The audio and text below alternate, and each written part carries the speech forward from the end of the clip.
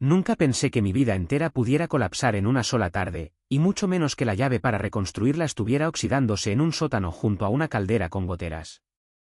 Pero bueno, así es la vida, primero te da café y luego te lanza la taza a la cara. Me llamo Javier, 43 años, ex profesor de historia, fanático de los vinilos, de las bicicletas viejas y del cine italiano de los 70. Durante más de una década viví en Madrid con mi esposa Laura, una abogada brillante con sonrisa de portada de revista y carácter de tormenta eléctrica. Tuvimos 2 hijos, Paula y Nico, y una rutina tan meticulosa que hasta nuestras discusiones tenían horarios fijos. Nunca fui el tipo de hombre que piensa que su matrimonio es perfecto. Pero tampoco el que se imagina que su mujer va a acostarse con su jefe y luego a pelear por la custodia con una sonrisa de oreja a oreja. La ironía es que yo enseñaba historia. Y no vi venir la mía. Calma antes de la tormenta. Todo empezó de forma casi absurda. Un martes por la tarde, con Laura preparando una lasaña congelada y los niños peleando por el control remoto. Yo acababa de llegar del instituto.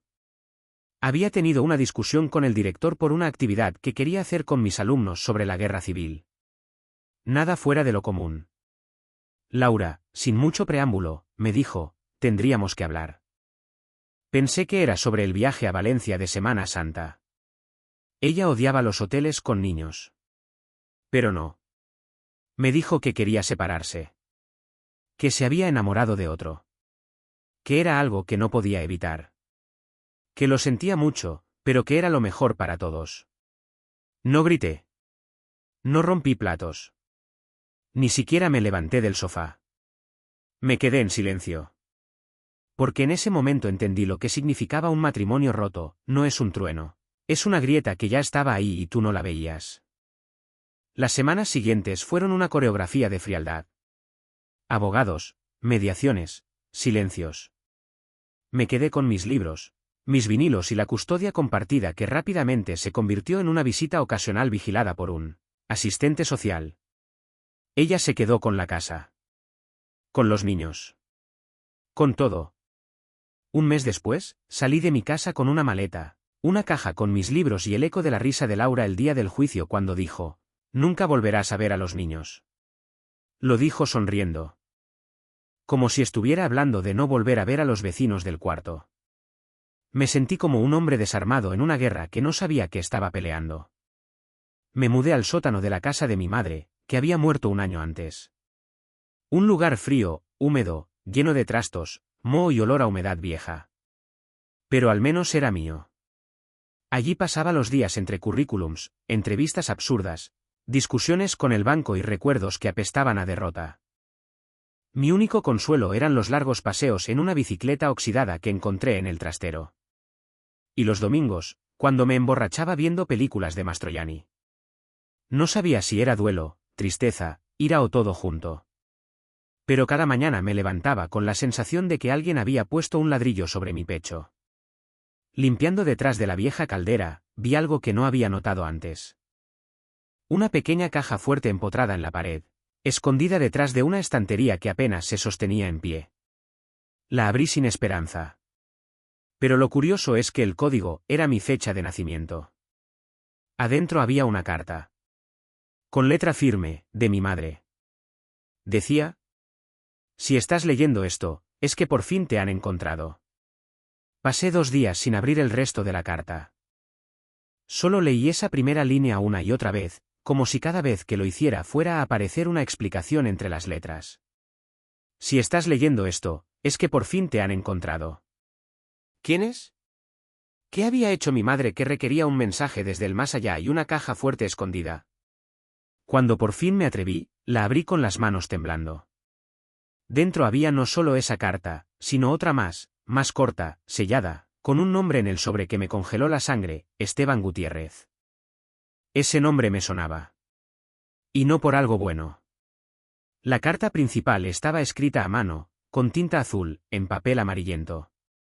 Comenzaba así: «Javier, si encontraste esta caja es porque las cosas no han salido bien. O tal vez han salido como debían. Hay verdades que oculté para protegerte, pero ha llegado el momento de que sepas todo. Esto no es solo una carta. Es un mapa, un rompecabezas. Y lo que hay detrás de esto puede cambiar tu vida otra vez. Lo siento. Mi madre no era una mujer de melodramas. Si escribió eso, lo hizo con peso. Recordé de pronto ese nombre, Esteban Gutiérrez. Había escuchado ese nombre una sola vez, cuando tenía unos 10 años. Mi madre estaba discutiendo con mi padre. Recuerdo gritos, la frase «él no tiene derecho a buscarte» y el portazo más fuerte que escuché en mi infancia.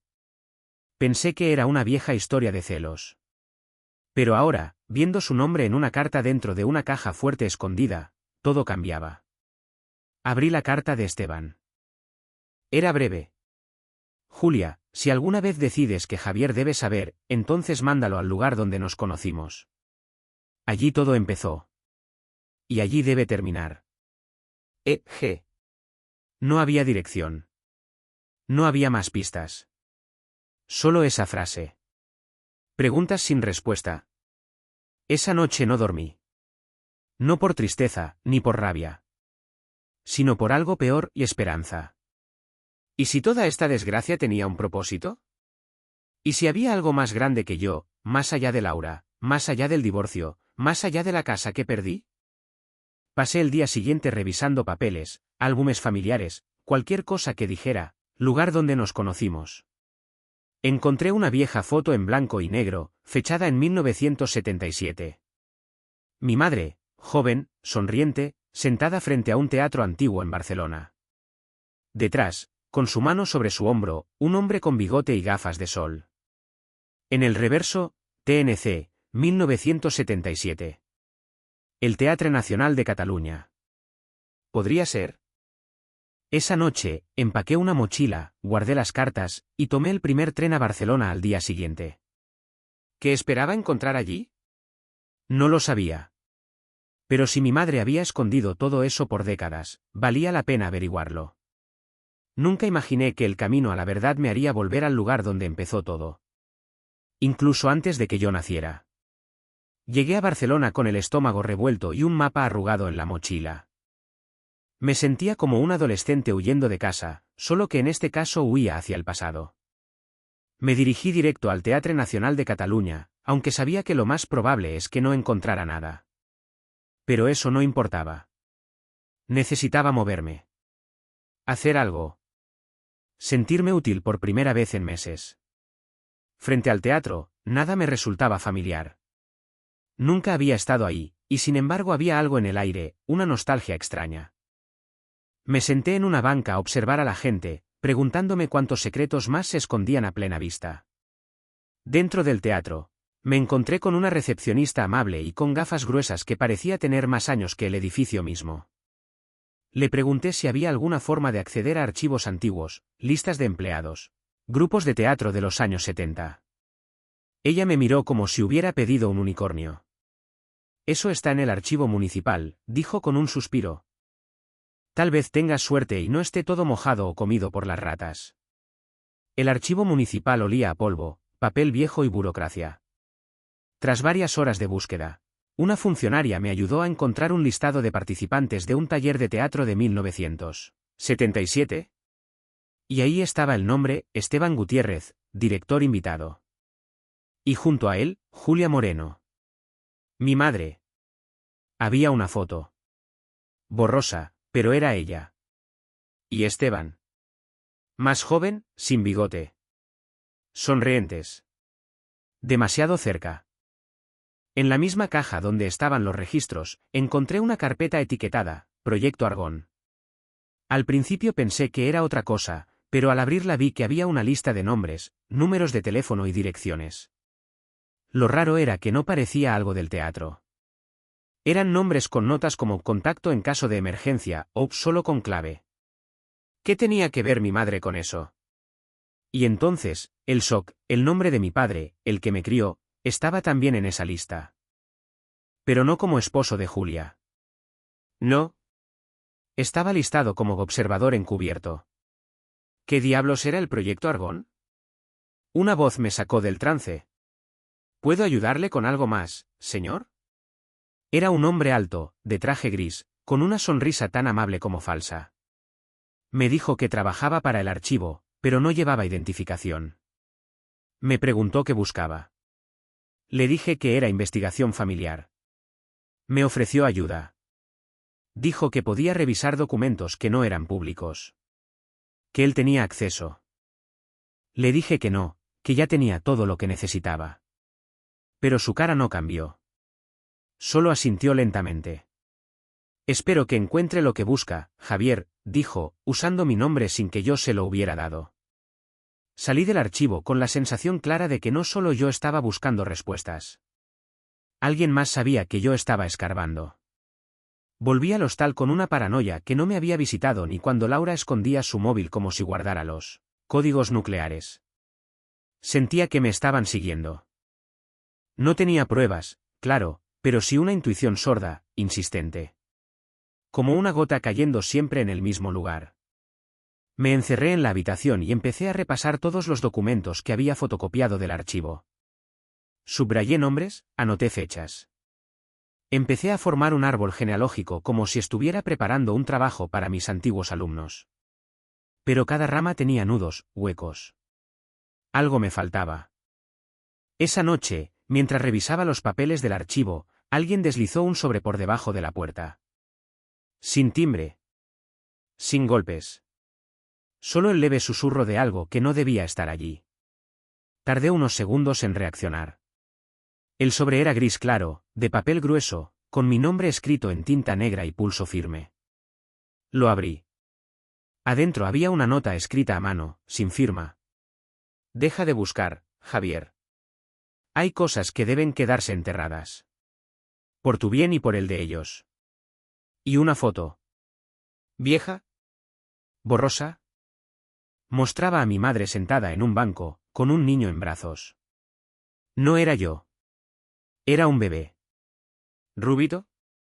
Y junto a ella. Esteban Gutiérrez. Él la miraba con una expresión que me hizo cerrar los puños, orgullo y ternura.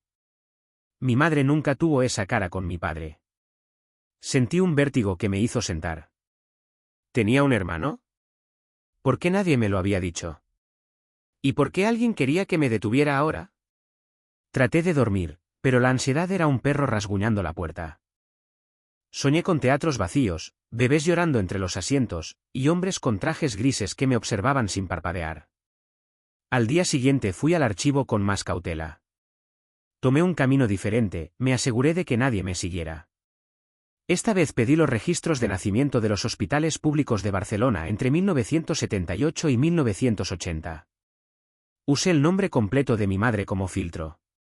Tras muchas horas y una taza de café que parecía alquitrán, lo encontré: Gutiérrez Moreno, Julián. Nacido en 1979. Madre, Julia Moreno.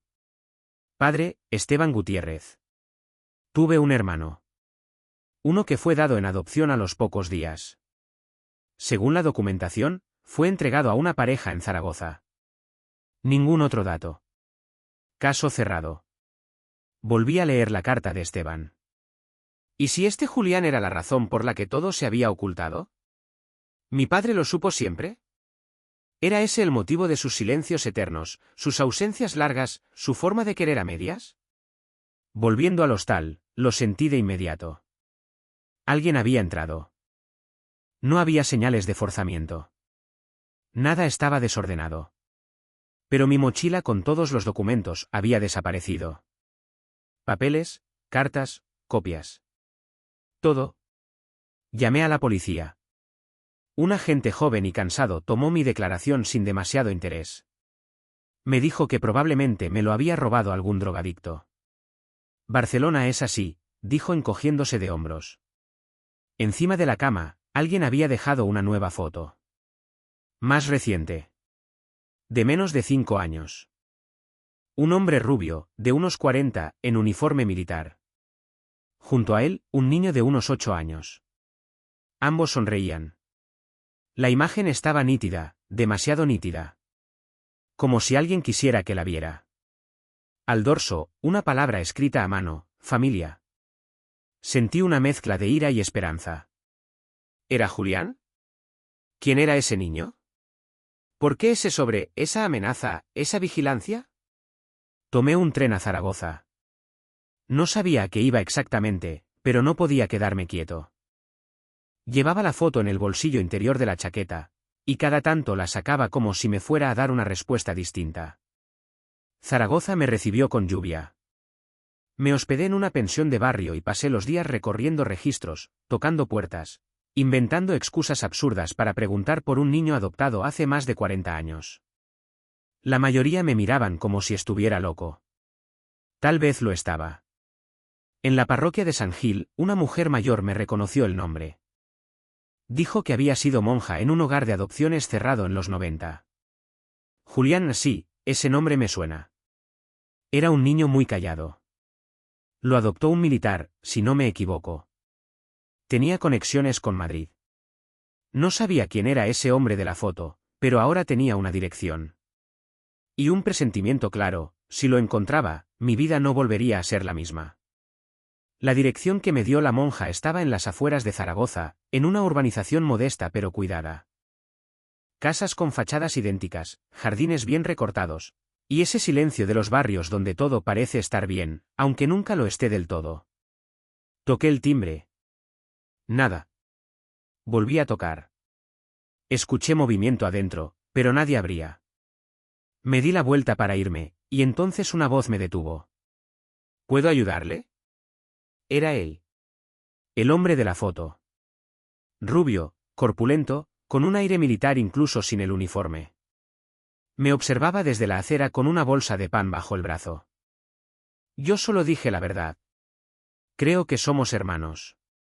No dijo nada al principio. Me miró como si estuviera decidiendo si era una amenaza o una broma. Luego asintió con la cabeza y señaló hacia la casa. ¿Pasa? Adentro todo era ordenado. Demasiado. Como si nadie viviera ahí realmente, o como si alguien estuviera escondiendo que sí lo hacía. Me ofreció café. Acepté por cortesía, aunque temía que me sirviera algo con veneno. El tipo tenía una mirada como de quien ha visto cosas que preferiría olvidar. Mi nombre es Julián. Lo sé. Sé quién eres. Mi madre me habló de ti. Eso me descolocó. ¿Julia te contactó? Negó con la cabeza.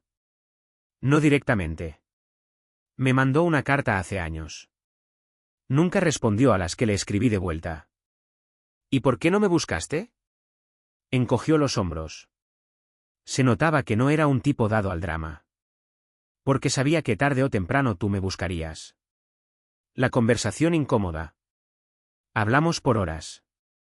Me contó que fue adoptado por una familia del ejército. Que vivió en media España y luego fuera del país. Que su vida había sido una mezcla de disciplina y soledad. Que había buscado a nuestra madre durante años, pero cuando finalmente recibió respuesta, solo recibió silencio. Creo que ella quería protegernos. O protegerse. Hay cosas de Esteban que nunca entendí. Y creo que ella tampoco. Le hablé del proyecto Argón. De los documentos, de los nombres. De la amenaza. Julián se tensó al oír eso. Se levantó y sacó una caja metálica de una estantería. Adentro había documentos, fotos, notas, todo relacionado con ese proyecto. He estado investigando lo mismo, Javier. Desde hace años. Y no estás solo. Hay más gente. Mucha más. Algunos están desaparecidos. Otros no sé si siguen vivos. Entre los papeles había una foto que me paralizó. Era mi madre. Más joven. Con un grupo de personas en lo que parecía una reunión clandestina. Una bandera en la pared. Un símbolo que reconocí de inmediato, una organización antifranquista radical disuelta en los 80. ¿Nuestra madre era parte de esto? Parece que sí. Y Esteban también. Pero luego, algo cambió. Algunos dicen que se infiltró. Que fue él quien entregó a varios miembros. Julián me miró con una seriedad absoluta.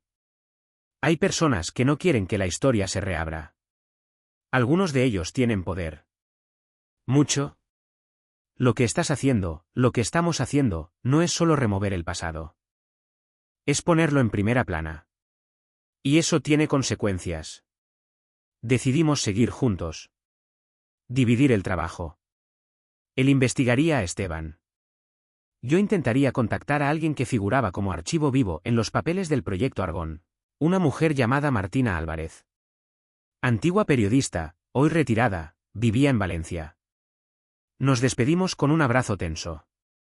Nunca imaginé que iba a abrazar a un hermano a los 43 años. Tampoco imaginé que él me pediría algo antes de irme. Si algo me pasa, Javier, sigue tú. No pares. Por mamá. Por nosotros. Tomé el tren hacia Valencia con una libreta llena de nombres y una sensación familiar en el estómago. Esa mezcla de miedo y propósito que uno siente justo antes de hacer historia. Llegué a Valencia con una libreta llena de anotaciones y una mochila que ya pesaba más por los secretos que por los objetos. Había reservado una pensión discreta cerca de la estación. La ciudad estaba bañada en sol, pero yo sentía un frío interno, como si la sombra de mi madre aún me siguiera. Martina Álvarez vivía en un piso antiguo en el Carmen, con paredes cubiertas de hiedra y un timbre que sonaba como un suspiro. Toqué.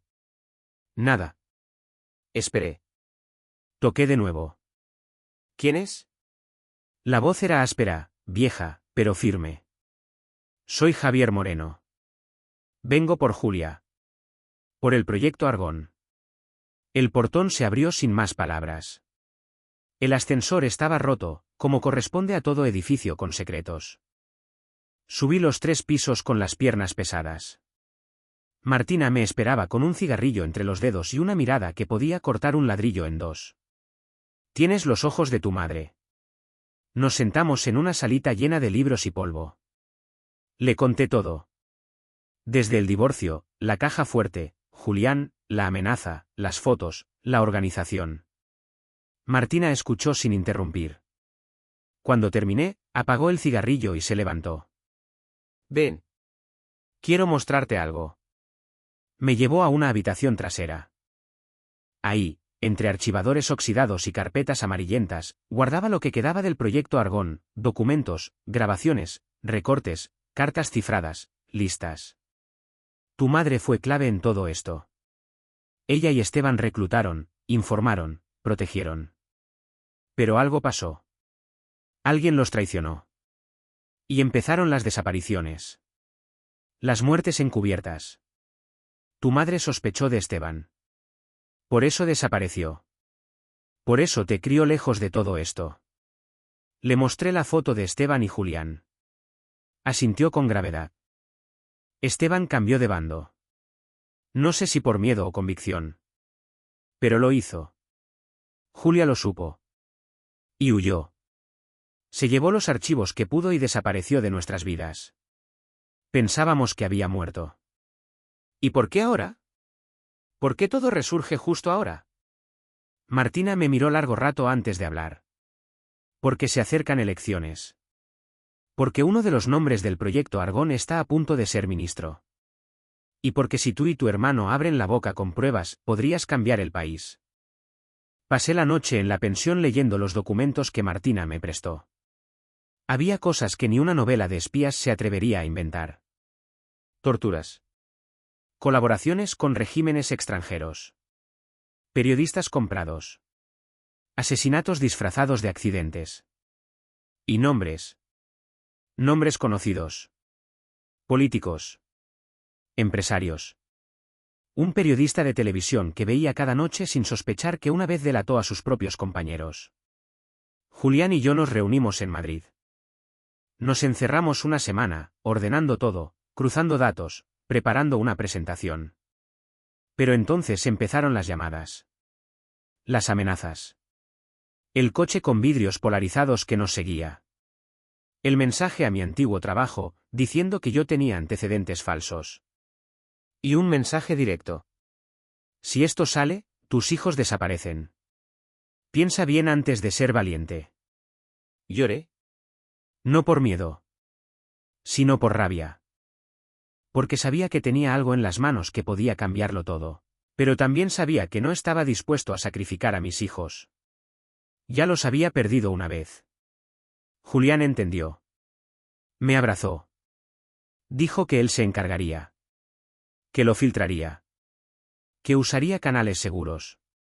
Que lo haría llegar a periodistas fuera del país. Pero yo debía desaparecer un tiempo. Martina nos ayudó a organizarlo. Nueva identidad. Lugar seguro. Silencio. Me despedí de mis hijos con un mensaje en vídeo que grabé llorando y volví a grabar sin lágrimas. No podía arrastrarlos a esto. Hoy vivo en un lugar que no puedo nombrar. Con un nombre que aún no me acostumbro a usar. Pero todas las mañanas leo los titulares del Mundo, esperando ver cuándo estalla la verdad. Y cuando lo haga, cuando por fin salga todo a la luz, entonces, y solo entonces, volveré a casa.